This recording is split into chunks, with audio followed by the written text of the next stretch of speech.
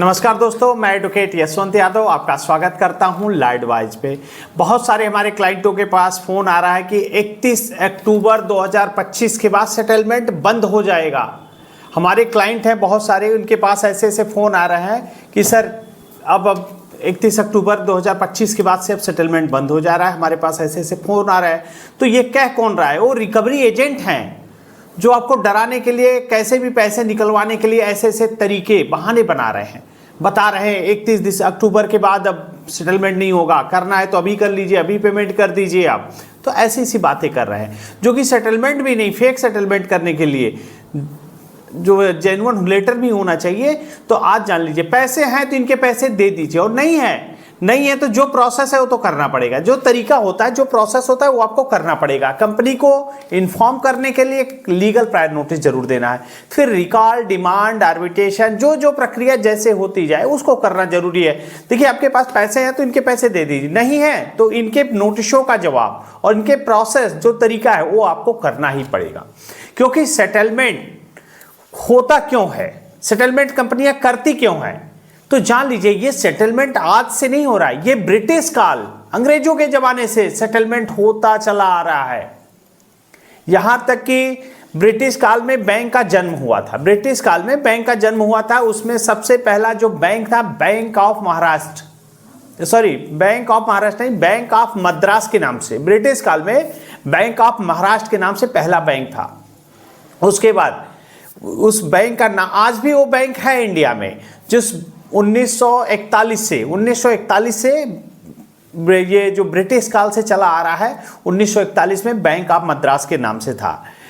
उसके बाद इसका नाम बदल करके आज भी वो बैंक जो चल रहा है, स्टेट बैंक, भारतीय स्टेट बैंक के नाम से आज भी हमारे साथ है, स्टेट बैंक चल रहा है। तो सबसे पुराना बैंक था, उसका नाम परिवर्तन करके अब SBI रख दिया गया है। तो ब्रिटिश काल में भी बैंकिंग होती थी, और जो बैंकिंग की नीतियां चली आ रही थी अभी तक वो चली आ रही हैं। हर 3 महीने पे इनकी क्लोजिंग होती है, हर 3 महीने पे इनकी क्लोजिंग होती है, और ईयरली क्लोजिंग 31 मार्च को होती है। जो कि ईयरली क्लोजिंग, आपका तो ईयर तो समाप्त हो जाता है 31 दिसंबर के बाद, 1 जनवरी को नया साल आ जाता है। लेकिन ये जो पुराना चली आ रही है, ये परंपराएं जो चली आ रही है ईयरली क्लोजिंग वाली, वो हर 3-3 महीने पे इनकी क्वार्टरली है। उसके बाद 31 मार्च को के बाद ये इनका नया साल आता है। तो ये जो क्लोजिंग की प्रक्रिया है, कई सालों से ब्रिटिश काल से चलती आ रही है, वो चलती ही रही, तब से सेटलमेंट हो रहा है। ऐसा नहीं है कि अब बंद हो जाएगा। जो बता रहे हैं कि 31 अक्टूबर से अब बंद हो जाएगा, तो ऐसा नहीं है। ब्रिटिश काल से सेटलमेंट चलता आ रहा है, चलता रहेगा। सेटलमेंट होता ही क्यों है? क्योंकि देखिए, जो क्लोजिंग ईयरली होती है, इसमें बहुत सारे सेटलमेंट करके, देखिए हर तिमाही क्लोजिंग जो होती है, क्वार्टरली जिसको कहते हैं, क्वार्टरली क्लोजिंग में वो अपने बैलेंस शीट को देखते हैं, कितना प्रॉफिट हुआ है, कितना नुकसान हुआ है।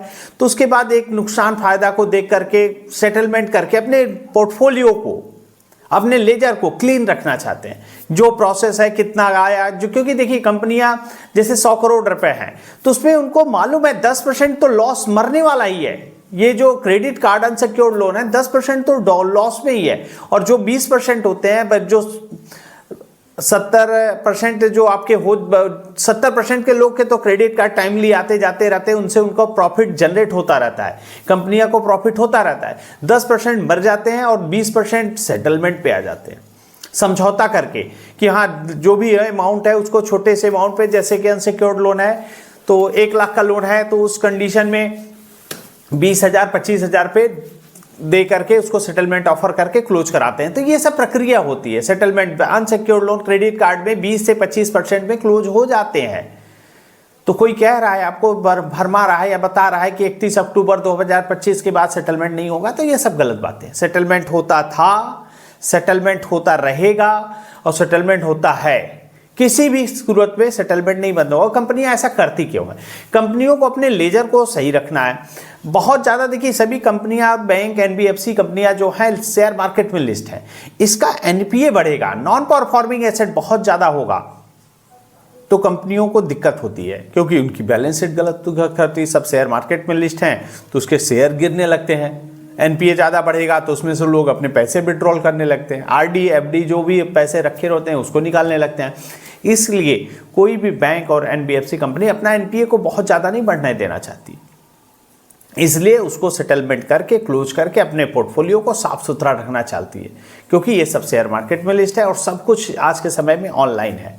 और 31 मार्च को जो सेटलमेंट होता है वो सबसे अच्छे इसका डिस्काउंट पे आपको सेटलमेंट हो जाता है, क्योंकि ईयरली क्लोजिंग होती है, उसमें प्रॉफिट एंड लॉस का जो होता है ईयर का ही पूरा लेखा जोखा होता है। तो उस कंडीशन में मार्च के महीने में ज़्यादा से ज़्यादा सेटलमेंट के अच्छे ऑफर आते हैं, ज़्यादा से ज़्यादा सेटलमेंट के लिए प्रेशर होता है, तो उसको समझौता करके क्लोज करके आप दे दीजिए।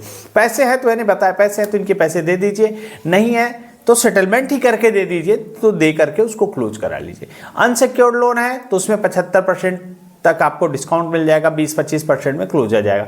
और क्रेडिट कार्ड का लोन है तो उसमें 85% तक डिस्काउंट मिल जाता है। 1 लाख का लोन है तो उसमें 15,000-20,000 में आपका क्लोज हो जाएगा। तो ऐसे जो क्रेडिट कार्ड में आप लोग, अच्छा उसके बाद भी कंपनियां क्रेडिट कार्ड क्यों ऑफर करती हैं? इसके लिए कस्टमर केयर बैठा रखा है, मॉल में बैठा रखे हैं, एयरपोर्ट पे बैठा रखे हैं, कुछ लोगों को घूमते हुए मॉल में जाते हुए फोन आते हैं, कॉल आते हैं, सर क्रेडिट कार्ड चाहिए, ये चाहिए, तो बहुत सारे विकल्प ऐसे आते रहते हैं। तो कंपनियां ऐसा करती क्यों है कि उनका लॉस होने के बाद भी, क्योंकि क्रेडिट कार्ड में इतने ब्याज, पेनल्टी, जुर्माना, इतना सब कुछ ऐड करके 40-40, 50-50, 60-60% ब्याज लेते हैं। अगर आपने मिनिमम के नाम पे अगर इनका मिनिमम बैलेंस पे करने पे आ गए तो जिंदगी भर भरते रह जाएंगे, इनका मिनिमम बैलेंस खत्म नहीं कर सकते। ये मिनिमम बैलेंस के नाम पे ब्याज है, मिनिमम बैलेंस नहीं, वो ब्याज है, इंटरेस्ट ले रही है केवल आपसे, और आप उसके ट्रैप में फंसते चले जा रहे हैं। लोन लिए हैं, डिफॉल्ट कर गए, नहीं दे पा रहे हैं। तो इसलिए मैं बताता हूं आपको, बार बार कहता हूं कि कंपनी को आप लीगल प्रायर नोटिस जरूर दीजिए। लीगल प्रायर नोटिस देने का मतलब होता है, आरबीआई की गाइडलाइन है, यदि आपने लोन लिया है, नहीं दे पा रहे हैं, नहीं किसी विषम परिस्थिति के कारण, तो कंपनी को अवगत कराना आपकी रिस्पॉन्सिबिलिटी है। तो आपकी रिस्पॉन्सिबिलिटी को निभाते हुए आप जरिए रजिस्टर्ड डाक एडवोकेट के माध्यम से कंपनी को लीगल प्रायर नोटिस जरूर दीजिए, क्योंकि लीगल प्रायर नोटिस देना एक आरबीआई की गाइडलाइन में है कि आपको अपनी परिस्थिति से अवगत कराना पड़ेगा। तो अवगत कराने के लिए आपको कंपनी को लीगल प्रायर नोटिस जरिए रजिस्टर्ड डाक एडवोकेट के माध्यम से जरूर दीजिए। और ये लीगल प्रायर नोटिस देंगे तो आप कहीं ना कहीं आपका बहुत ही बचाव होगा कि आप बिल्कुल डिफॉल्टर की श्रेणी में नहीं है, आप कंपनी को से भागना नहीं चाहते हैं, लोन लिए हैं, डिफॉल्ट कर गए, जेन्युइन रीजन है, तो बहुत सारी कंडीशन बनती है, तो आप उस पर सेफ रहेंगे कि हाँ मैंने कंपनी को इन्फॉर्म कर रखा है जरिए रजिस्टर्ड डाक। अगर एडवोकेट के माध्यम से जरिए रजिस्टर्ड डाक आप भेजते हैं तो कंपनी को आपके लीगल प्रायर नोटिस को रिकॉर्ड पे रखना पड़ेगा, क्योंकि इसमें डिलीवरी रिपोर्ट आती है कि इस डेट में यहाँ पे आपको हमारे प्रायर नोटिस आपके यहाँ पहुँच चुका है।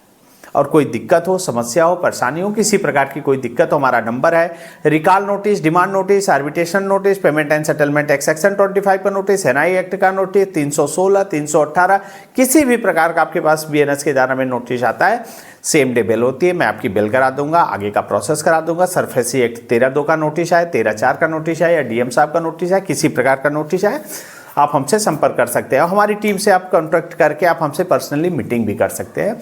और कोई दिक्कत हो, समस्या हो, परेशानी हो, हमारा नंबर है, आप हमसे संपर्क करिए। मैं अपनी बातों को यहीं समाप्त करता हूँ। जय हिंद, जय भारत, नमस्कार।